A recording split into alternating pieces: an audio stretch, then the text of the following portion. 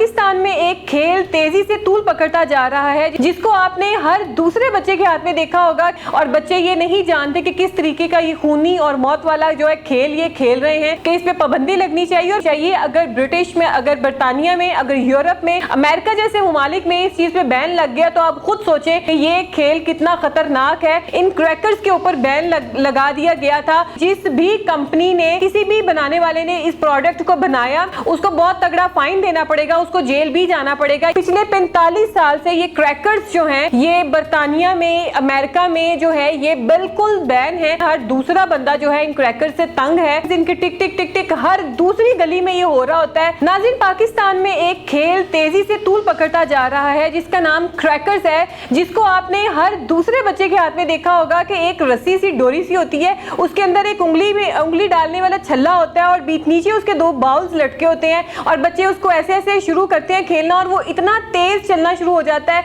कि जितना तेज वो होगा वो समझे कि बच्चे की उतनी तेज महारत है कि वो बच्चा उतना ज्यादा एक्सपर्ट है क्रैकर्स यूज करने में।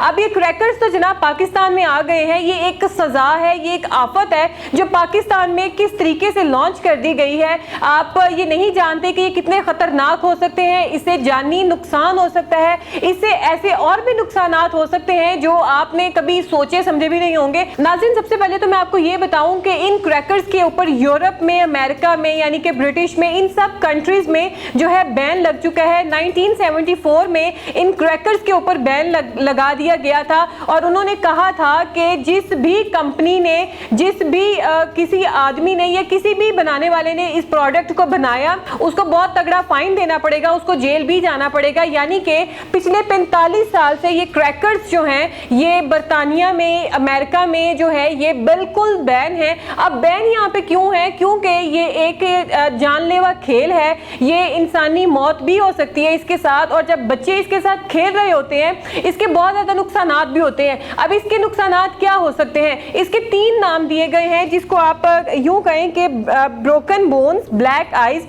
And nose bleeds. यानी कि ब्रोकन नोज, आप अगर जब इसको बच्चे खेल रहे होते हैं, जब ये टक टक शुरू करते हैं खेलना और इतना तेजी से ये खेलना शुरू कर देते हैं कि जो है एक तो उसका शोर बहुत ज्यादा होता है। अगर ये हाथ से छूट जाता है, अगर वो थ्रेड से बॉल ही टूट जाता है आपके मुंह पे, क्योंकि उसकी सीधी डायरेक्शन आपके मुंह की है, आपके मुंह पे लग सकता है, आपकी नाक पे अगर लगता है तो समझे आपकी नाक की हड्डी तो गई, आपकी आंख में अगर लगता है तो आप यूं समझे कि ये इतना तेज हो चुका होता है क्योंकि इसको इतनी ज्यादा स्पीड दे दी जा चुकी होती है कि अगर ये जो है टूट के आपकी मुंह पे लगता है, अगर आपकी आंख में लग सकता है तो आपकी आंख जाया हो सकती है, आपकी आंख निकल कर ही बाहर आ सकती है। इसके अलावा जो है नोज ब्लीड यानी कि जैसे कि मैंने आपको पहले बताया कि आपकी नाक में से खून आ सकता है, आपकी नाक की हड्डी टूट सकती है, या इसके अलावा ब्रोकन बोन्स आपके चेहरे पे या कहीं पे भी, बॉडी पे भी कहीं पे टूट के लग सकता है। तो इसका मतलब है कि वो आपकी वो वाली हड्डी जो है वो सलामत नहीं है,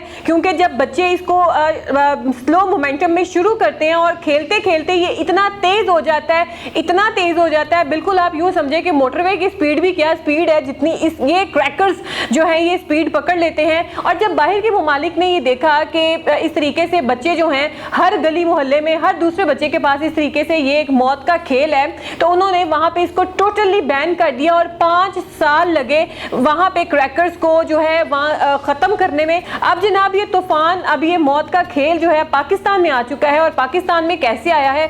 सबसे पहले ये जो क्रैकर्स है ये लॉन्च हुए थे पाकिस्तान के शहर कराची में, उसके बाद ये पंजाब में आए, उसके बाद KPK में, बलूचिस्तान में। अब पाकिस्तान के हर सूबे में, हर शहर में ये क्रैकर्स जो है वो पाए जाते हैं। हर दूसरा बंदा जो है इन क्रैकर्स से तंग है। वो इस सेंस में आप यूं कह सकते हैं कि सुबह सुबह जो है बच्चे वो शुरू हो जाते हैं इनके साथ खेलना और इनकी टिक टिक टिक टिक मखसूस सी आवाज ऐसी होती है कि सुबह सुबह एक सुकून का पीसफुल टाइम होता है। और वैसे भी इंसान जो है वो सुकून का आदी होता है कि वो जितना सुकून में, खामोशी में रह सके रहे, लेकिन ये क्रैकर्स इनके टिक टिक टिक टिक हर दूसरी गली में ये हो रहा होता है और बच्चे ये नहीं जानते जानते कि किस तरीके का ये खूनी और मौत वाला जो है खेल ये खेल रहे हैं। तो इस चीज़ पे मैं समझती हूँ कि इस पे पाबंदी लगनी चाहिए और पाकिस्तानी अवाम भी जो बड़े हैं लोग वो भी इस चीज़ से बहुत ज़्यादा परेशान हैं, क्योंकि कुछ लोग पढ़ रहे होते हैं, कुछ लोग हॉस्पिटल्स में होते हैं, कुछ घर पे बीमार पड़े होते हैं और कुछ लोग वैसे घर के काम कर रहे होते हैं। लेकिन जब इस तरीके की आवाज़ कानों में पड़ती है, आप एक सर्टेन टाइम के बाद फ्रस्ट्रेट हो जाते हैं कि यार ये आवाज़ किस तरीके से कानों में पड़ रही है।